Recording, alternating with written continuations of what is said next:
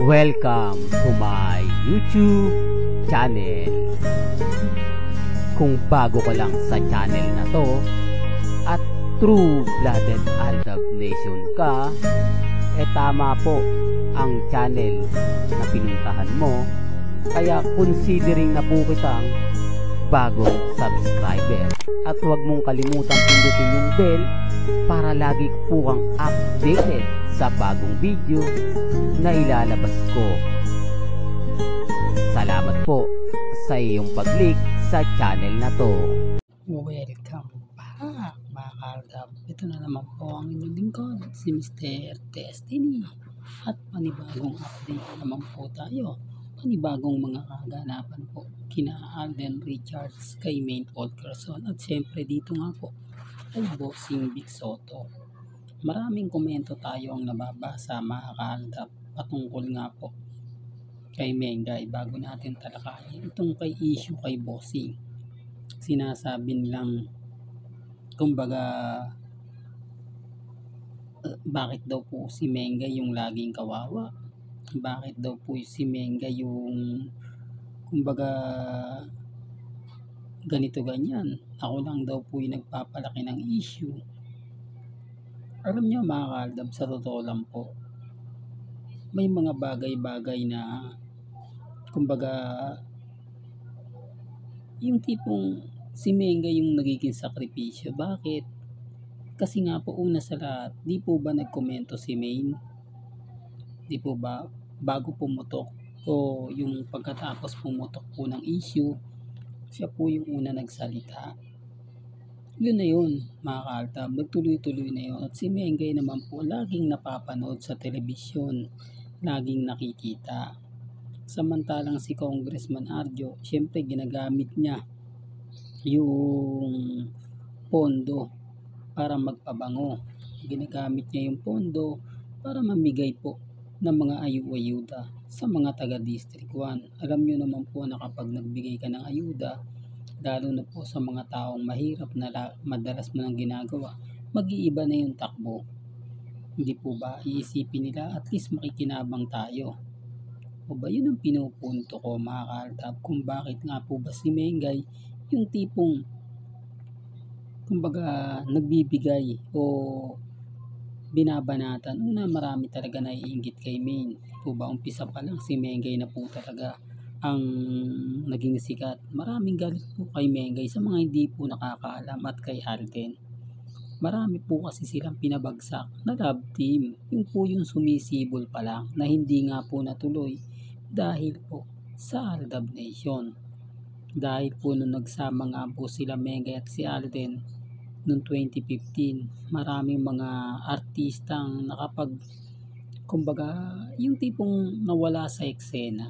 So, gaya nga ng sinabi ni Anjo Iliana, di po ba, kung ang ABS-CBN o si Vice Ganda ay sumuko na dahil nga po sa lakas ng Aldab Nation.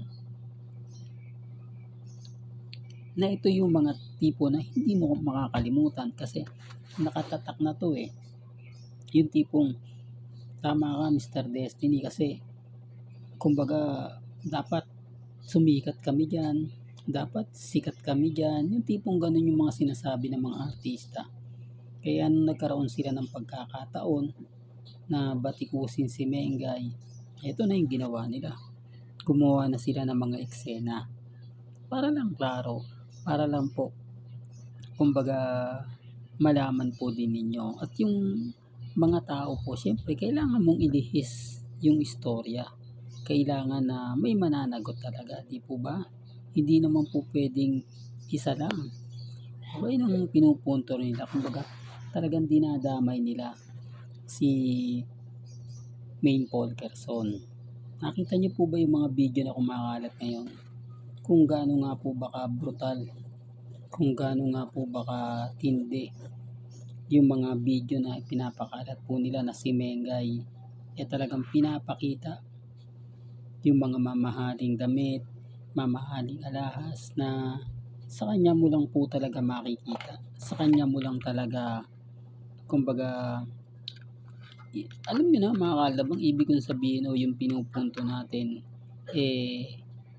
maiparamdam di po ba may maparamdam sa mga netizen, di po ba? Pero sabi ko nga po sa inyo, dito may kanya-kanya tayong opinion at pananaw. Well, balikan na natin.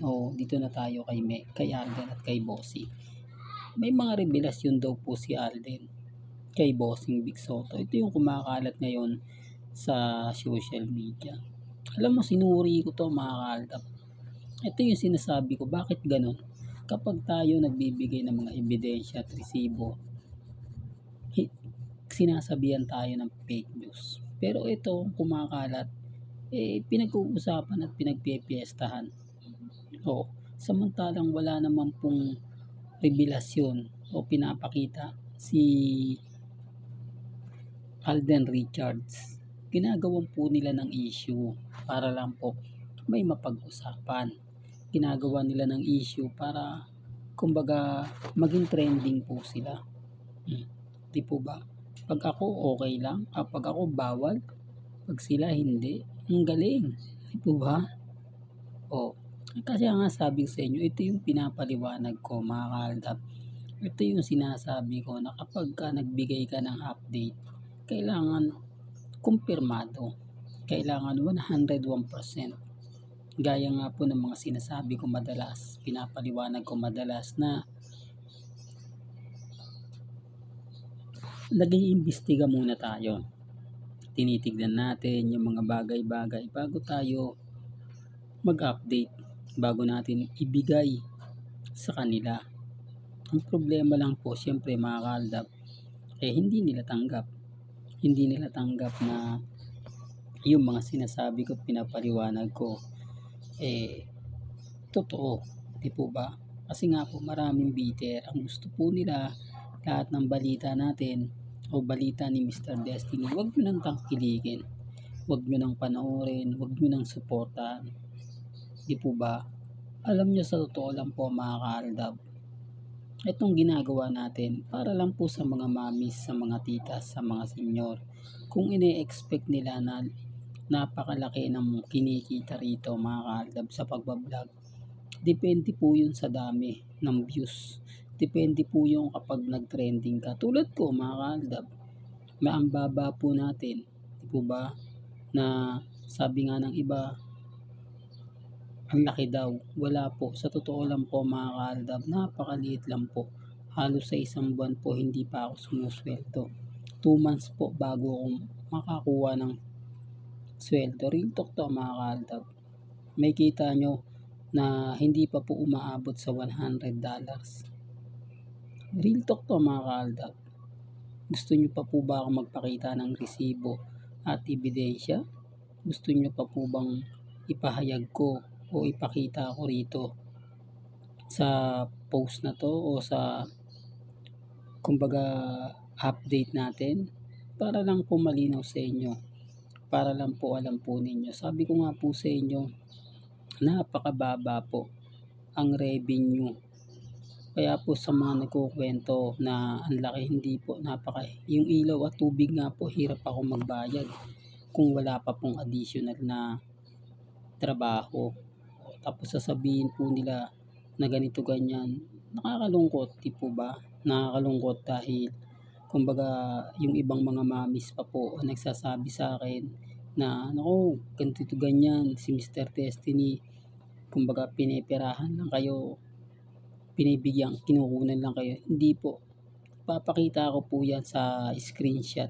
May kita nyo po dun sa post kung gaano nga po ba kaliit.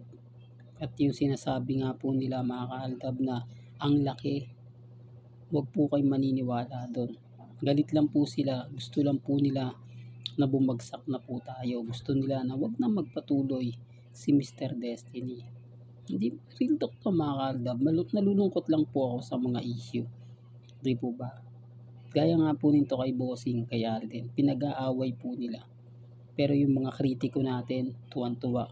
Pag ganito na pag-uusapan.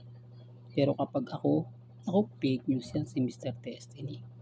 Well, hanggang dito na lang po ang ating latest updates. Kaya kung gusto nyo pa po ng pinaka-latest at sariwang update, abay tumutok lang po kayo dito po sa channel ni Mr. Destiny para updated kayo sa mga bago at sa mga latest na i-upload po natin maya-maya lang. Kaya kung bago ka lang sa channel na to at isa kang true-blooded Aldab Nation na nagmamahal kina Mega Tisoy, tama po ang channel na pinuntahan mo, kaya consider na po kita bagong subscriber. At huwag mo kalimutang i-share ang mga video po natin sa mga mami, sa mga titas at sa mga senior.